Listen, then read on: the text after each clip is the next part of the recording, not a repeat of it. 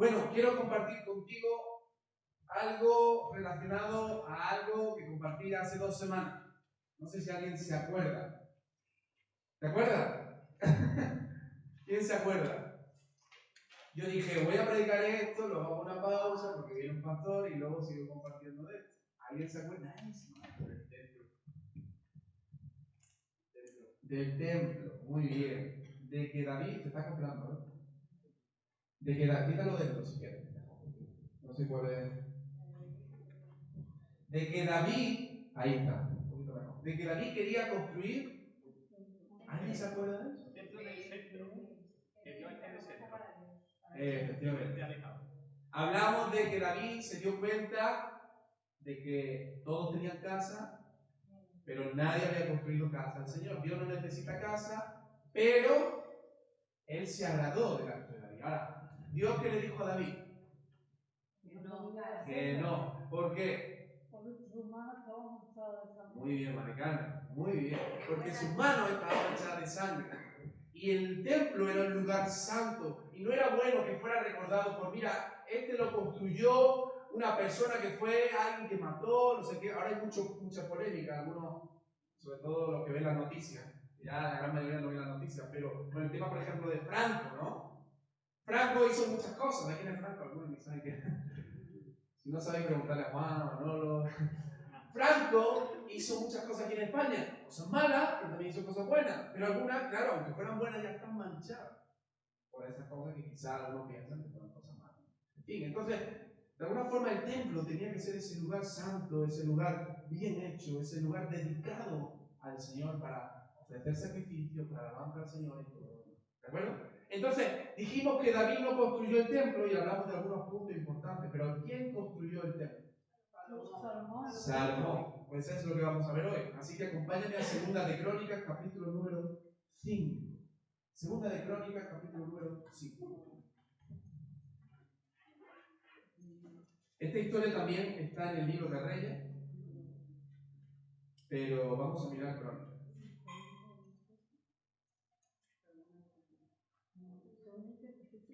Segunda de Crónicas, capítulo número 5.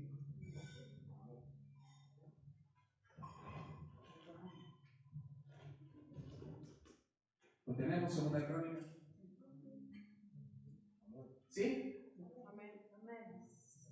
El título de esta predicación, si Naomi lo puede poner, no sé si me estoy mareando un poco, pero el título de esta predicación es el siguiente. Lo he enviado esta mañana. ¿Alguien lo ha visto esta mañana? ¿Sí? ¿Lo habéis visto? El canto de la nube.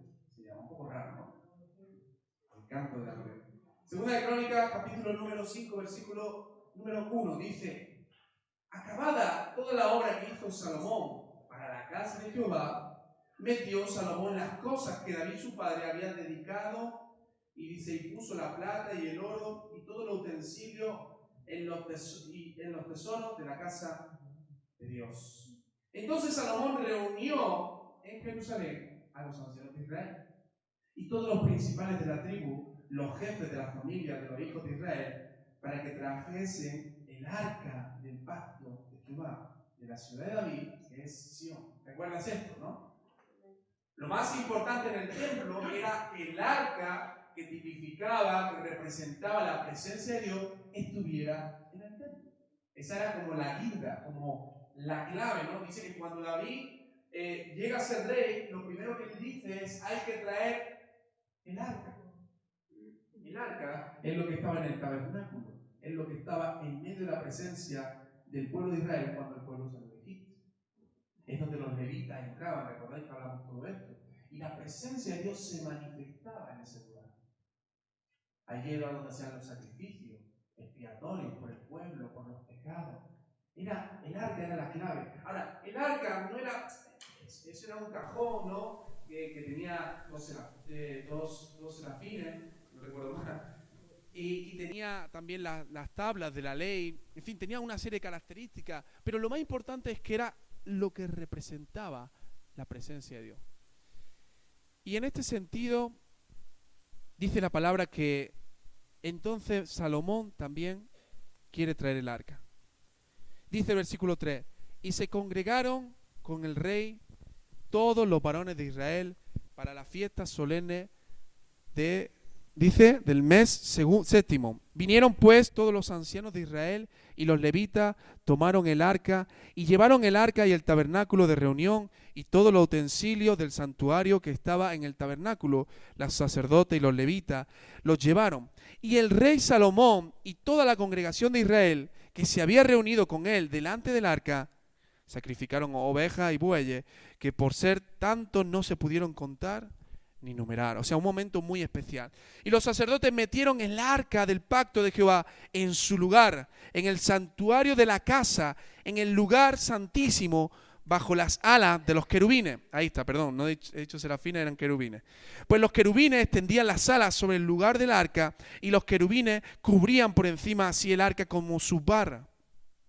E hicieron salir las barras de modo que se viesen las cabezas de las barras del arca delante del lugar santísimo. Es decir, eso no lo llevaban a cuestas, lo llevaban con unas barras. Tenía que llevarse exactamente. Entonces lo que hicieron fue dejarlo y retirar las barras, ¿vale?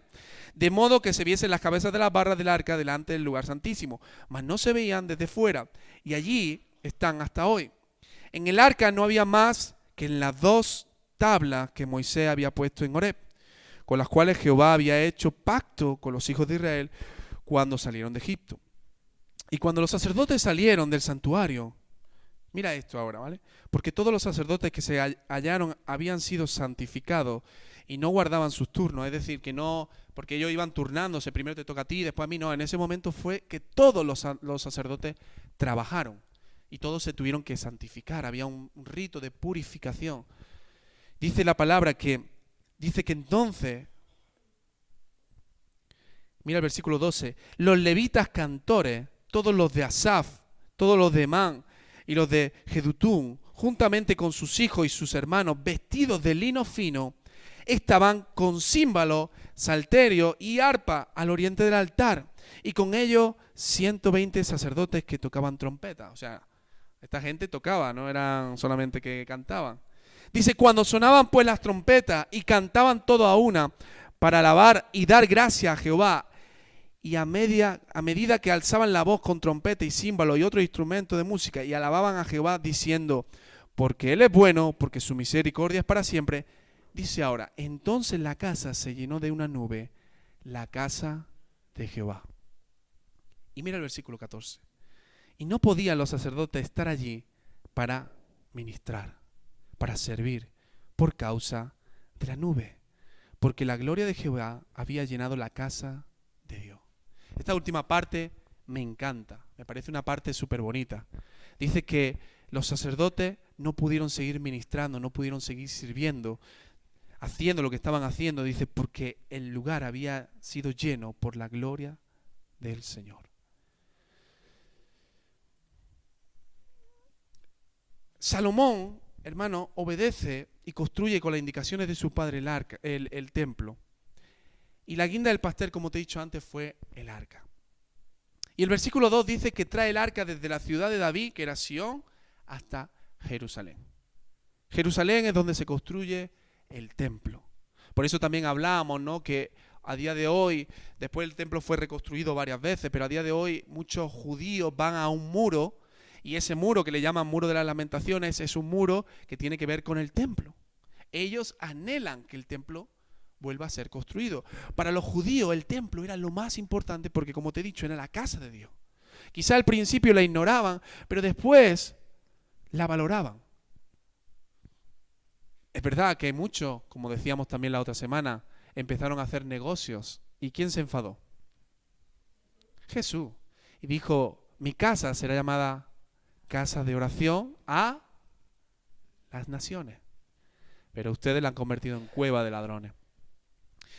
Y bueno, dice la palabra que ya tienen el templo y ahora van a traer el arca. Para este proyecto, lo más importante es que el arca esté en el lugar correcto. El arca representa la presencia de Dios. Y yo quiero hablarte un poquito acerca de la presencia de Dios. Hermanos, para todo proyecto que tú hagas en tu vida, para todo deseo que tú tengas a nivel laboral, a nivel familiar, a nivel personal, a nivel de iglesia, todo lo que podamos hacer puede ser muy bonito y muy espectacular, pero si la presencia de Dios no está en medio de esos proyectos, no sirve para nada. El templo podía ser muy grande, muy bonito, muy hermoso, pero si la presencia de Dios no estaba ahí, en ese lugar, el templo simplemente era un lugar más. Lo que le daba la diferencia al templo era la presencia de Dios. A veces confundimos este tipo de cosas. Y tristemente la idolatría viene muchas veces porque adoran lugares y no adoran al Dios Todopoderoso. Y dice la palabra que esta misma idea de que la presencia tenía que estar ahí, la palabra de Dios nos manifiesta que Moisés lo tenía muy claro, ¿verdad? Hay un momento determinado donde el pueblo está pecando, está fallando, Moisés intercede por el pueblo y Dios dice, ok, les daré descanso, les daré, o sea, le ayudaré, le estaré con ellos, ¿vale? Les fortaleceré, le pondré lo que necesitan y dice, pero mi presencia no va a ir con ellos. Es como si tú te enfadas con alguien y dices, ok, te doy el bocadillo, te doy todo, te doy la gasolina, pero yo no voy a ir contigo ya. He decidido que no voy a ir contigo. Y Moisés dice, Señor, si tu presencia no va conmigo, no va con nosotros, dice, no nos saques de aquí. Quizá otros podrían decir, bueno, ya está, si el Señor nos va a proteger, nos va a cuidar en el camino, vamos a llegar a la tierra prometida, pues muy bien. Pero Moisés sabía que lo más importante era la presencia de Dios. ¿Qué significa esto? Porque muchos confunden a veces esto. Dios está en todo lugar, amén. Pero hay momentos, y es muy diferente, cuando Dios decide de una forma especial acercarse para bendecir ese lugar. Cuando Dios decide irrumpir de una forma especial en un lugar, en un momento de la historia concreto.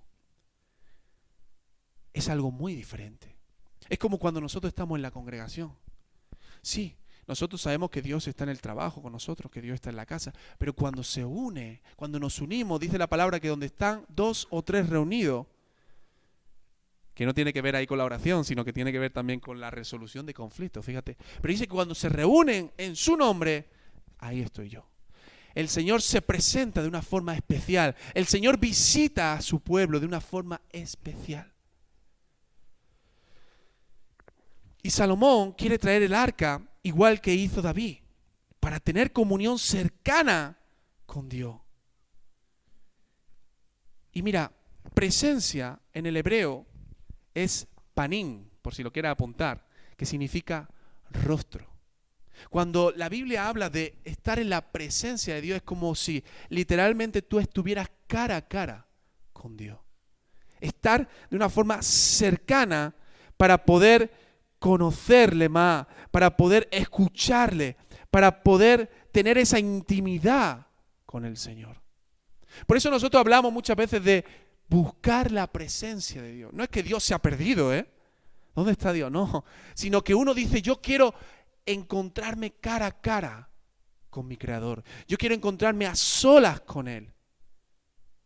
Ver su rostro, escuchar su voz. Eso es buscar la presencia de Dios.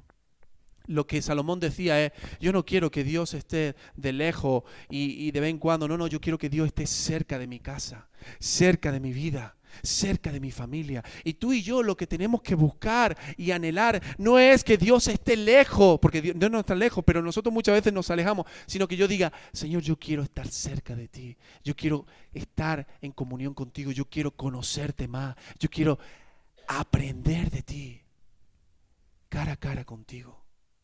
Me encanta, de verdad, me encanta esa expresión, cara a cara con Dios. Claro que tú dices, no podemos ver a Dios, pero saber que Dios está ahí, cerca. Pero una cosa es cuando nosotros decimos, como te decía antes, Dios está conmigo ayudándome en mi trabajo, ¿vale?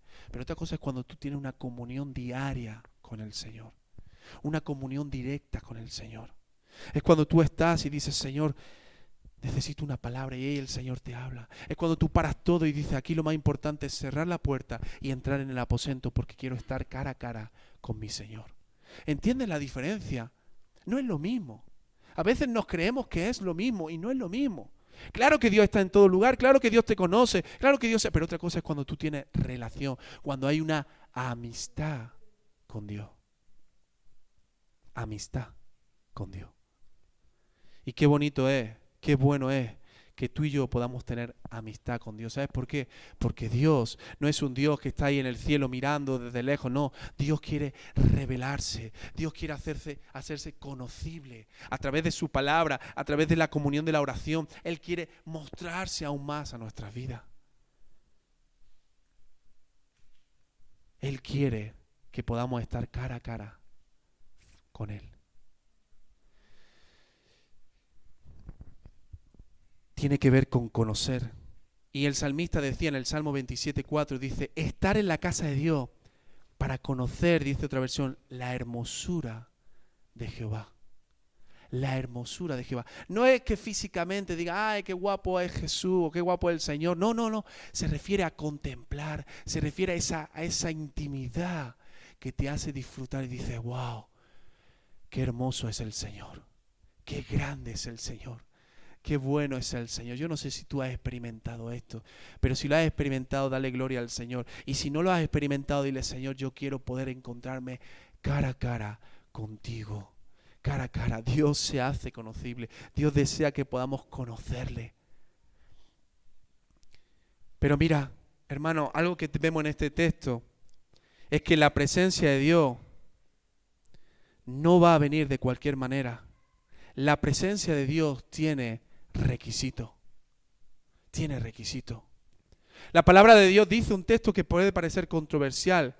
Dice en Juan, capítulo número, lo voy a buscar yo rápido para leerlo y no confundirme. Juan, capítulo número 9, dice que le preguntan a un ciego. Y entonces el ciego dice, y sabemos que Dios oye a los pecadores. Que Dios no oye a los pecadores, perdón. Pero si alguno es temeroso de Dios y hace su voluntad, a este sí oye. Hay requisitos para acercarse al Señor. Hay requisitos para estar cerca, cara a cara con Él. Claro que Dios ama a todo el mundo y desea que todo el mundo se pueda acercar a Él. Pero cuando yo estoy lleno de pecado, cuando yo vivo en pecado, cuando a mí la vida, yo digo, estos son mis pecados y esto es lo que tengo y esto es lo que soy, es difícil que yo pueda acercarme a Dios porque Dios es un Dios santo. Yo no puedo acercarme a Dios de cualquier manera, con cualquier actitud. No, pues si es Dios que venga aquí y nos encontramos. No funciona así. Entendedme bien esto que estoy diciendo. Hay que tener un corazón humilde. Hay que tener una fe. Hay que tener un corazón sencillo. Hay que tener un corazón enseñable. Tiene que haber un anhelo profundo de verdad de querer conocer a Dios. No se trata de hacer las cosas de cualquier manera.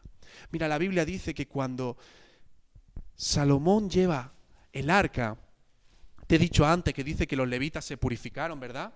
Los sacerdotes. Dice que lo dejaron ahí y que sacaron esa varilla, esos palos con los que tenían que haber llevado el arca. Es verdad que entraron ahí, pero estaban purificados, era un momento diferente. Pero normalmente al lugar santísimo nadie podía entrar, solamente un sacerdote al año.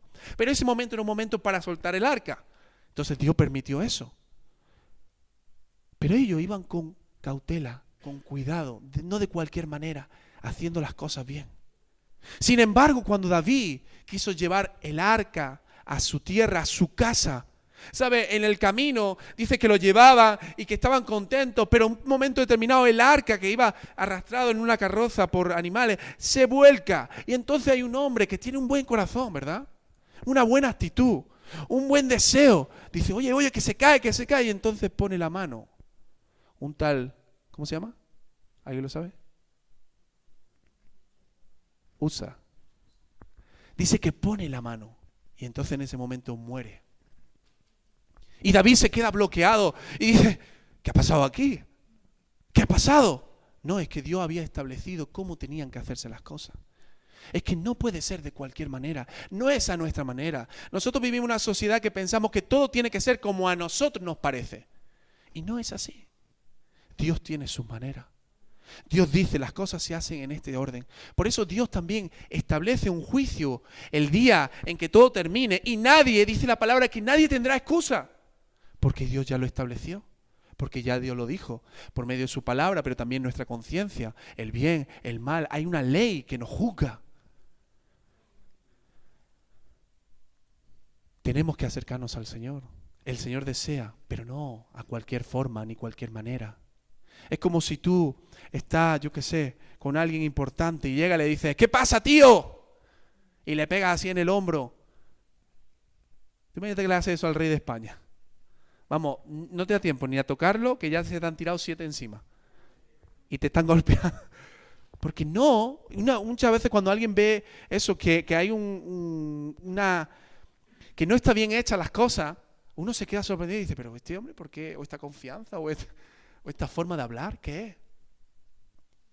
Y Dios estableció que las cosas tenían que hacerse de otra forma.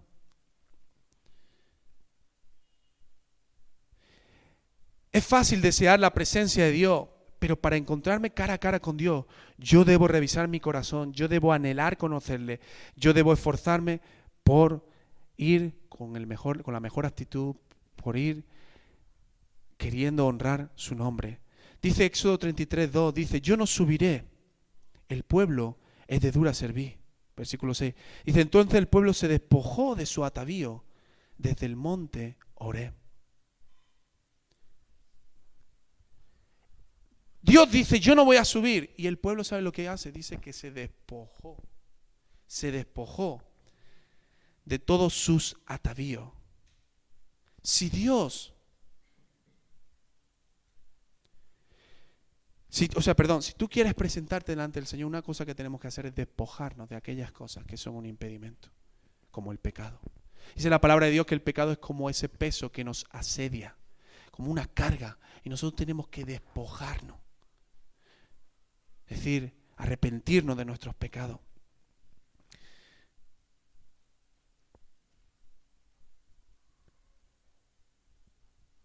Y mira, yo quiero darte un ejemplo muy sencillo, que es el ejemplo en esta misma historia que te decía de Usa, de un tal Obed-Edom. No sé si alguna vez lo has escuchado. Pero dice la palabra que cuando David se vio que Usa había muerto y no sabía qué hacer, dice, pues dejémoslo en casa de este hombre, un tal Obed-Edom. Un hombre que era de las tierras filisteas. Y la Biblia no nos cuenta mucho acerca de Obed-Edom. Quizá algunos dicen que tuvo hijos, explica algunas cosas. Pero lo único que nos dice la Biblia, te lo digo rápidamente, es que el arca estuvo en casa de Obed-Edom 3 meses. Y dice la Biblia que fue bendecido. Que Obed-Edom fue bendecido. Y no solamente fue bendecido, sino que dice que después le dijeron a David que se escuchaba que Obed-Edom había sido bendecido, y entonces ahí David es cuando dice, oye, pues voy otra vez a por el arca. Pero tú imagínate Obed-Edom en su casa, y de repente llegan ahí con un muerto, llegan ahí un montón de carros, un montón de cosas, y le dicen, mira, estamos desesperados, tenemos que dejar el arca aquí, esto representa la presencia de Dios, ten cuidado porque acaba de morir uno, yo qué sé, imagínate todas las cosas. Y ese hombre ahí, lo primero que ese hombre sabe que hace, es lo que te he dicho, es quitar cosas. Seguramente él tendría, yo que sé, otros dioses, otras cosas, y él dijo, ok, pongámoslo aquí. Cuando alguien te trae algo, muchas veces, ¿qué haces? Tienes que quitar cosas para poner algo. Si nosotros queremos acercarnos a la presencia de Dios, lo primero que tenemos que revisar nuestra vida, como te he dicho, y quitar cosas que sean un estorbo, un atavío, algo que esté frenando mi comunión con Dios. Hay personas que a veces dicen, yo no oigo la voz de Dios, yo no tengo esa comunión como tú, porque a lo mejor hay cosas que están teniendo un freno en mi comunión con Dios. Y hay que revisar cómo está mi corazón delante del Señor y quitar todo esos atavíos, como el pueblo de Israel hizo. Quitar el pecado, quitar una actitud que no glorifica a Dios. Quitar cosas para que la presencia de Dios pueda llegar a ese lugar. La segunda cosa que Obed-Edom hace, que nos muestra,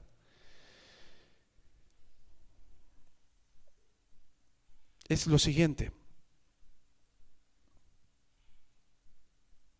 Obed-Edom, si algo nos dice la Biblia es que la presencia del arca en su casa fue de bendición. Obed-Edom recibe este regalo del rey para su vida. ¿Y saben lo que hace Obed-Edom? No lo rechaza. No dice, aquí no metáis. No, él lo acepta. Lo tiene en su casa. Lo más importante es que nosotros primero aceptemos lo que Dios tiene para nuestras vidas y renunciar a lo que nuestras vidas han sido hasta ahora. Hermano, tener una comunión con el Señor es un regalo, es un privilegio. no todo el mundo puede tener comunión con Dios. No todo el mundo, escucha esto, Dios le declara hijo. Muchas veces menospreciamos el regalo tan grande que tenemos de la salvación, el regalo que tenemos de poder tener comunión con Dios. Obed-edom no lo rechazó, dijo, tráelo para acá. En mi casa seguro que está bien.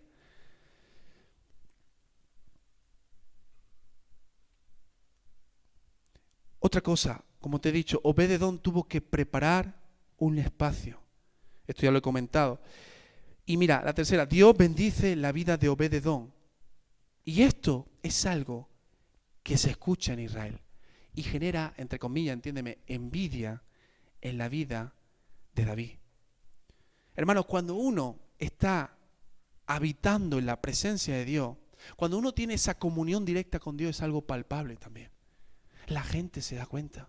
No importa si es cristiano o no es cristiano. La gente ve algo en tu rostro, en tu cara, en ti, en tu forma de hablar, que dice, oye, se nota que tú no me estás hablando de una vida religiosa.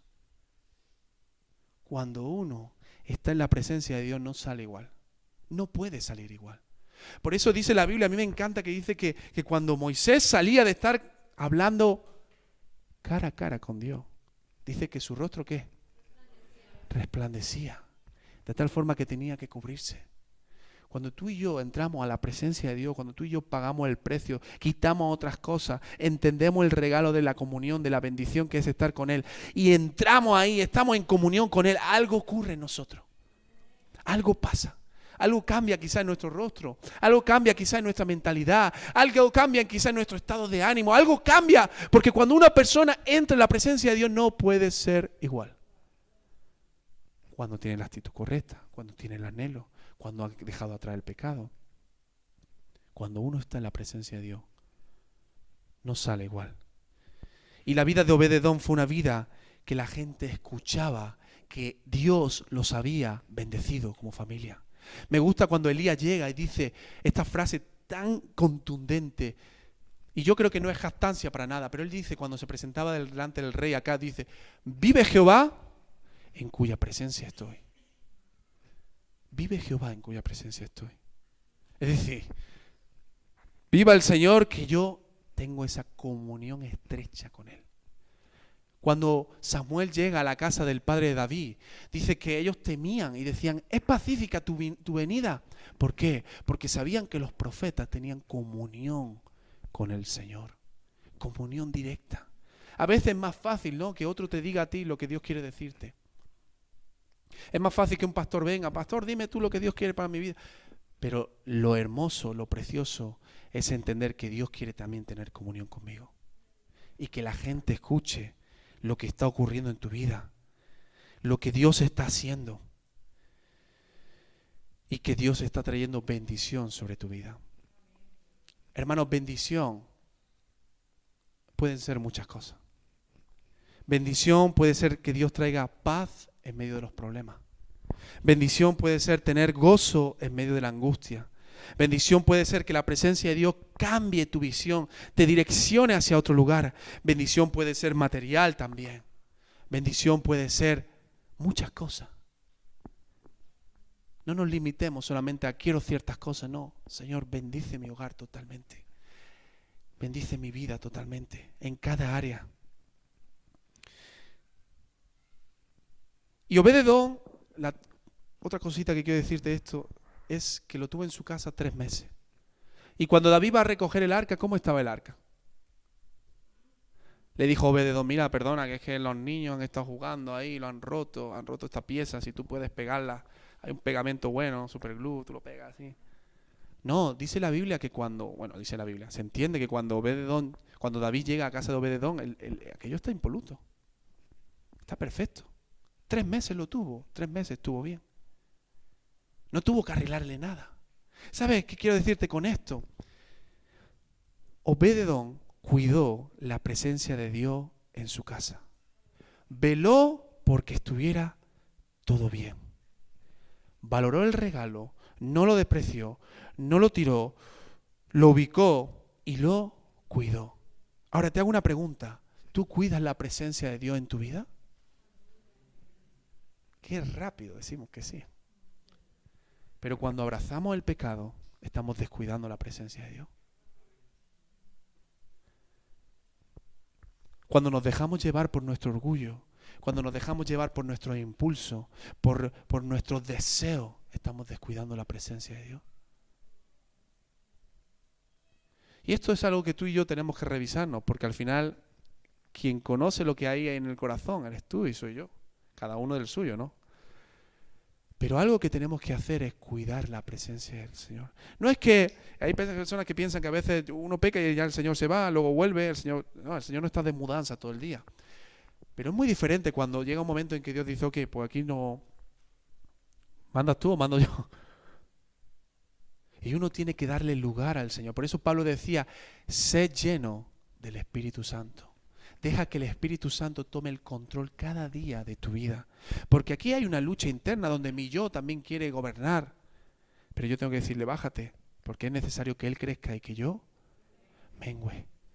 Yo cuido este lugar, esta casa, el templo del Espíritu Santo. Yo digo, Señor, yo quiero que tú gobiernes, yo quiero velar por tu presencia. Muchas veces nos creemos que ya porque llevamos tiempo en la iglesia, porque ya conocemos bueno, no hace falta. No, yo cada día necesito entrar a la presencia de Dios. Y hay personas en este lugar que quizás han descuidado la presencia de Dios. Quizás lo están haciendo por rutina.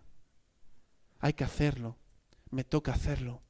Pero han perdido el fuego, el deseo, han dejado de valorar el regalo que tienen en casa de la presencia de Dios. Yo te quiero invitar, iglesia, a que tú y yo podamos cuidar la presencia de Dios, podamos valorar, podamos anhelar cada día estar cara a cara. Mira, cuando yo era pequeño me pasaba una cosa, y es que cuando mis padres me hacían un regalo, dícese, no sé, la Play, dícese cualquier cosa, ¿no? Y yo estaba en el instituto. Muchas veces me pasaba que no estaba concentrado en las clases o en el colegio. ¿Sabes qué estaba pensando? Estaba pensando en llegar a casa y jugar. Porque era el regalo que me habían hecho. Estaba deseando poder tener ese tiempo ahí. Y esto es lo que tiene que haber en nosotros. Tú puedes estar trabajando, pero tú dices, yo anhelo poder llegar a casa y poder ponerme con la palabra. Yo anhelo poder buscar del Señor, tener ese tiempo de intimidad. Estoy deseando que llegue la mañana para levantarme temprano, ir a meditar la palabra, ir a orar, ir a buscar. Estoy deseando poder estar cerca, cara a cara con Dios. Cara a cara con el Señor. Pero en ti está ese anhelo, en ti está ese deseo ardiente. En ti, en mí, tiene que estar. Muchas veces el pueblo le decía a Moisés, ve tú y habla tú con Dios. Ve tú. Y muchas veces nosotros también decimos eso, que vaya otro. Bueno, Señor, ya vengo mañana. Bueno, Señor, ya otro día. Pero el Señor está diciendo, yo quiero tener comunión contigo. Yo quiero encontrarme cara a cara contigo. Yo tengo cosas que quiero hablarte, que quiero mostrarte. Yo quiero cambiar tu visión para que dejes de estar afligido y pases a tener gozo. Yo quiero encontrarme contigo. Yo quiero que de verdad deseo y anhelo que tú puedas ver esto, no como algo, una frase bonita, sino como algo que en tu corazón arda y tú digas, wow, el Señor, me gustaba esta frase que decía Pablo, quiere tener una cita conmigo. Quiere encontrarse conmigo. ¿Sabes por qué? Porque Dios te ama, porque Dios nos ama. Dice la palabra que nos anhela celosamente. Él nos ama. Él quiere encontrarse contigo, conmigo. La pregunta es si yo quiero encontrarme con mi Creador, si yo quiero estar con Él, si yo cuido, si yo valoro el regalo de poder tener esa presencia del Señor cada día. Y sabes, cuando una persona está en la presencia de Dios, claro que hay bendición de parte de Dios, Dios bendice esa vida, pero hay algo que ocurre en nosotros, hay un efecto que ocurre en nosotros y que ocurre también en esta historia. Cuando una persona está en la presencia de Dios y la presencia de Dios está en medio nuestra, produce dos cosas principalmente que veo en este texto. ¿Sabes cuáles son? Bendición es la parte de Dios hacia nosotros, pero la parte nuestra hacia Dios. Alabanza y gratitud. La alabanza tiene que ver también con el gozo. Alabanza y gratitud. Cuando uno está en la presencia de Dios, lo que nace es la alabanza, el gozo, la alegría y la gratitud. Yo a veces me paro y digo, Señor, ¿quién eres tú para haberte fijado en una persona tan indefensa como yo? Señor, ¿cómo tú, siendo el Dios Todopoderoso, te has fijado? Gratitud. Gracias, Señor.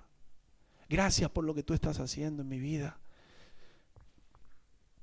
Dice la Biblia que cuando vemos en esta historia que hemos leído, dice que cuando ocurre todo el acontecimiento, dice que el pueblo empezó ¿a qué? A tocar, a cantar. Y dice que se unieron. Y ellos que cantaban, no cantaban cualquier canción. Decían, Él es bueno y para siempre es su misericordia. Yo anhelo, hermano, escúchame, yo anhelo que tú y yo cada día podamos, no como una frase hecha, no como un tópico, sino de corazón, podamos levantarnos y decir, el Señor es bueno y para siempre es su misericordia. Él es bueno, aun en medio de la tempestad, Él es bueno, aun en medio de la lucha, Él es bueno. Mira, quiero que me acompañes rápidamente a Lamentaciones. Fíjate qué libro, ¿eh? Lamentaciones. Esta palabra no la tenía apuntada, pero te la quiero compartir. 3. La Biblia habla de Lamentaciones como un libro ¿de qué? De lamento. Ay, Señor. Pero en medio de ese libro de caos hay unos versículos que dice, capítulo 3, versículos 25, 26 y 27. Lamentaciones 3, 25, 26 y 27. Dice, bueno es Jehová a los que en Él esperan, al alma que le busca. Bueno es Jehová a los que en Él esperan. En medio del lamento, Jeremías saca esta palabra del corazón, de la intimidad. Bueno es Jehová. Bueno es Jehová. Tú estás pasando por aflicciones. Lo que yo anhelo es que tú puedas tener esa intimidad con el Señor, que pueda brotar de ti, salir de ti y decir, bueno es el Señor. Estoy pasando por una calamidad, pero bueno es el Señor. Bueno es el Señor. Bueno es esperar en silencio la salvación de Jehová. Bueno le es al hombre llevar el yugo desde su juventud. Pero ese versículo, bueno es Jehová a los que le esperan, al alma que le busca, que le anhela. Mira, otra historia rápidamente, la historia de Pablo y Silas.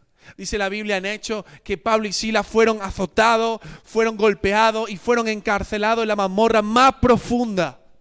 Todos los motivos para quejarte, todos los motivos para llorar, todos los motivos para criticar, todos los motivos para muchas cosas, pero dice que ellos empezaron a levantar alabanza.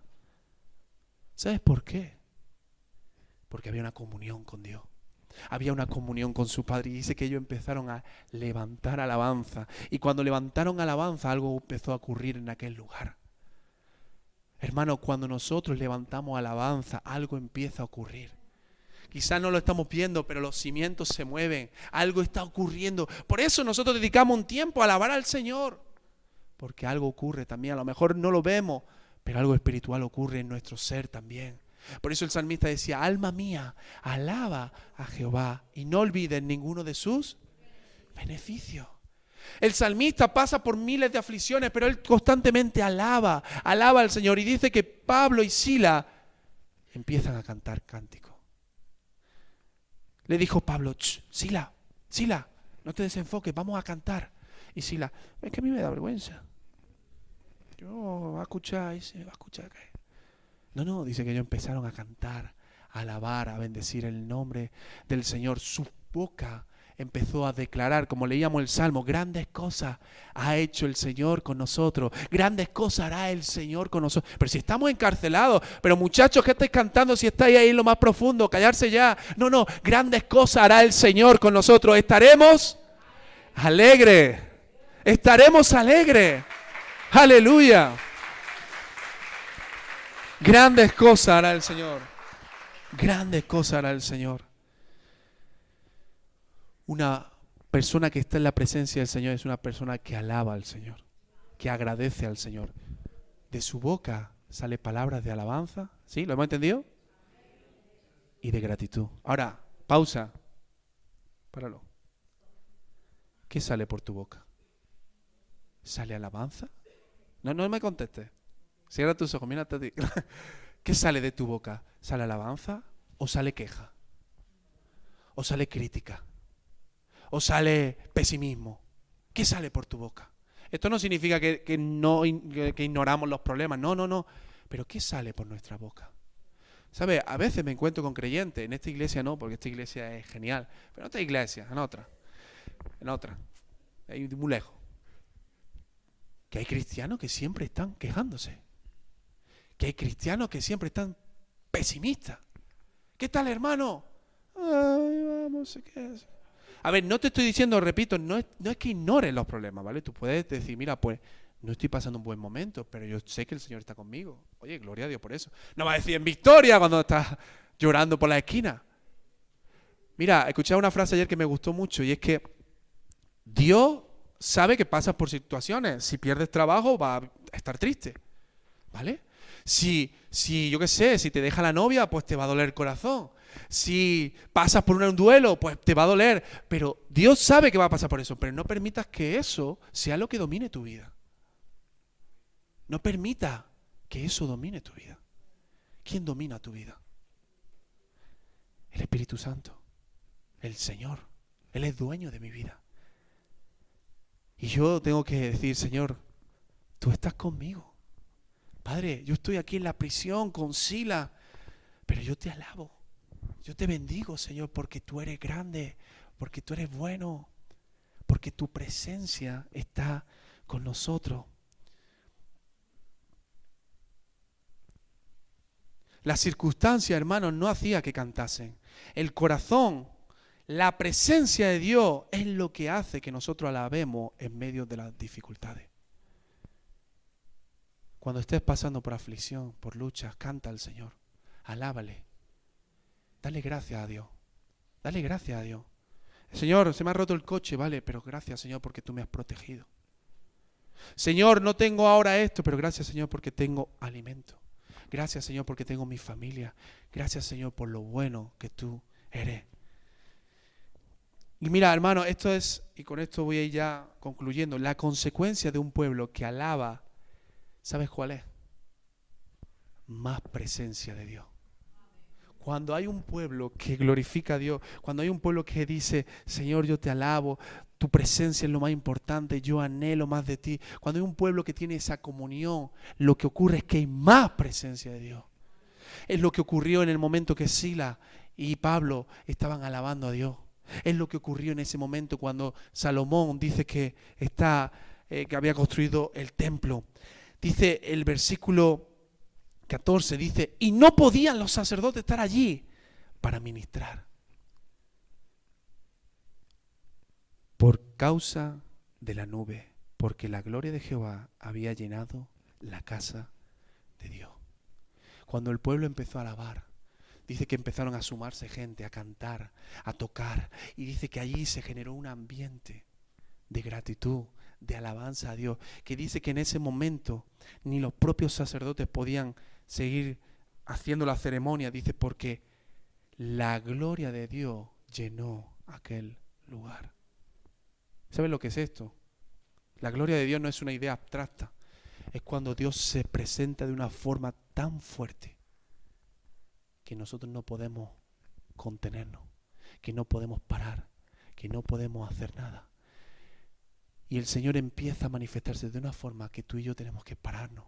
Quizás te caes al suelo porque dices, no tengo ni fuerza para sostenerme. La presencia de Dios es tan fuerte. Hermano, no es la presencia de un cualquiera, es la presencia de Dios. ¿Y sabes lo que Dios desea? Que su presencia sea manifestada en todo lugar. ¿Sabes lo que perdió realmente Adán y Eva? No fue el huerto, fue la comunión con Dios. Dice que ellos paseaban, que Dios paseaba por el huerto, que hablaba con ellos. Lo que perdieron realmente fue esa presencia de Dios. Y cuando la presencia de Dios está presente, es como un peso que no puede detenerlo nadie. Cuando Dios se presenta, se manifiesta de una forma palpable, cambia el ambiente, cambia todo. Y la visita, la presencia de Dios no tiene nada que ver con el templo. Si el templo es más bonito, si es más grande, si es más pequeño. No tiene que ver con el pueblo, no tiene que ver ni con la cantidad. ¿Sabes con qué tiene que ver? Con corazones que le buscan. Con corazones que quieren, desean, anhelan tener comunión con Él. Comunión con Él. Quiero, si puede acompañarme el grupo Alabanza, que vayan subiendo. La presencia de Dios, hermano, escucha esto, sana. La presencia de Dios restaura. La presencia de Dios liberta. La presencia de Dios santifica. La presencia de Dios envía. La presencia de Dios hace cosas que tú y yo no podemos hacer humanamente. Y quiero terminar con el Salmo 127. Te lo voy a leer en otra versión, Nueva Traducción Viviente. No lo ponga, ¿vale? Lo leo para que lo escuchemos. Es un texto que conocemos. No lo busques, no lo busques. Lo leo yo. Escúchame, que te me distraes. Si tú lo conoces el texto, no te preocupes. Pero escúchame, quiero leértelo en esta versión. Si el Señor no construye la casa, dice esta versión, el trabajo de los constructores, me gusta esta frase, es una pérdida de tiempo. Si el Señor no construye el templo, el trabajo que ha hecho Salomón es una pérdida de tiempo. Si el Señor no protege la ciudad, protegerla con guardia no sirve de nada. Ponle 10, ponle 100, ponle 200, no sirve de nada. Y dice el versículo 2, y este es el que quiero destacar, es inútil, dice la palabra, que te esfuerces tanto desde temprano en la mañana hasta tarde en la noche y te preocupes por conseguir alimento, porque Dios da descanso a sus amados. Es inútil que te esfuerces tanto desde la mañana hasta la noche y que te preocupes tanto, porque es Dios el que da el descanso. Es Dios el que da el descanso. En otras palabras, es la presencia de Dios lo que nos fortalece. Mi presencia irá contigo, le dijo a Moisés, y te dará descanso. Hermano, vivimos un tiempo donde estamos totalmente afanados. ¿Qué comeremos? ¿Qué beberemos? ¿Dónde iremos? ¿Dónde viviremos? ¿Qué haremos? ¿Qué no haremos? Está bien, pero preocúpate por la presencia de Dios. Preocupémonos por ver a Dios cara a cara. Porque si en vano, si el Señor no está en la casa, si el Señor no la edifica, en vano vamos a trabajar. Y te vas a esforzar de la mañana a la noche. Y te vas a afanar. Y resulta que era tan fácil como entrar en la presencia de Dios. Y resulta que era tan fácil, entre comillas, entiéndeme, como ir al Señor, verle cara a cara y decir, Señor, ¿qué hago? ¿Sabe? A veces el Señor nos lleva a situaciones límites donde todas las puertas que tocamos, todas las puertas que intentamos abrir no se abren. ¿Sabes por qué? Porque lo que Él desea es que vayamos a la presencia de Él. Corramos su presencia. Claro, esto a veces no es lo más cómodo, porque queremos resultados. Pero hermano, yo lo que te digo es esto. Entra a la presencia. Búscale. Búscale. Quita todas aquellas cosas que son un estorbo. Búscale, dile, Señor, aquí estoy. Háblale con tu corazón y empieza a alabarle. Y empieza a darle gracias. Y empieza a decir, Señor, yo te alabo, te bendigo, te exalto, Padre. Te glorifico. Deja un poquito las peticiones a un lado y empieza a alabar. Y empieza a glorificar. Y empieza a darle gracias. Gracias. Y verás que algo empieza a cambiar. Y verás que la presencia del Señor va a llegar a ese lugar. Y esto es lo que tenemos que tener, iglesia. Yo sé que estamos acostumbrados a pedir y que estamos acostumbrados a venir y simplemente escuchar, pero lo que el Señor hoy quiere hablarnos es que en nosotros haya un deseo, un anhelo ferviente por buscar su presencia. Cuando hay personas, escucha esto que te voy a decir, cuando hay personas como tú y como yo que venimos el domingo a la iglesia, pero ya hemos trabajado el tener la intimidad con Dios, el estar en la presencia de Dios, te aseguro que el culto es mucho más fluido. Te aseguro que todo es mucho más fácil. ¿Sabes? A veces dicen, el ambiente está pesado, ¿verdad? ¿Habéis escuchado esa frase? ¿Por qué? Porque a veces nuestro corazón, nuestra mente está en otras cosas. Y cuando tú ya conectas, digamos, con lo que tienes que hacer, ¿sabes qué pasa? Se termina el culto, te vas a tu casa y vuelves a la rutina. Y lo que hacemos es intentar sobrevivir de domingo en domingo, intentar sobrevivir con un poquito de la presencia de Dios, de lo que Dios hace aquí. No, hermano. Si Dios empieza a obrar en tu casa, en tu familia, eso va a generar un impacto aquí. Pero también va a generar un impacto en Lucena. Porque cuando la presencia de Dios, el arca estuvo en la casa de Obed-Edom, ¿qué ocurrió? La gente escuchó. la gente escuchó y David decía, yo quiero la presencia. Y mira, me encanta esto de David. Otras cosas sería un error, pero David lo que más anhelaba era que la presencia de Dios habitara cerca. Yo quiero invitarte a que te pongas de pie si puedes, si quieres. Y vamos a alabar al Señor, a adorar al Señor. Si puede acompañar todo el grupo. Vamos a adorar un momento al Señor. Vamos a entrar en la intimidad con Él. Yo quiero invitarte a que podamos adorarle, a que podamos de corazón decir, Señor, tomo la decisión de apartar, de quitar todas aquellas cosas que están siendo un estorbo. Ven, Señor, y llena mi habitación con tu presencia. Llena este lugar. Pero cuando te vayas de este lugar, sigue clamando, sigue buscando, sigue anhelando la presencia de Dios cara a cara. Cara a cara con el Señor.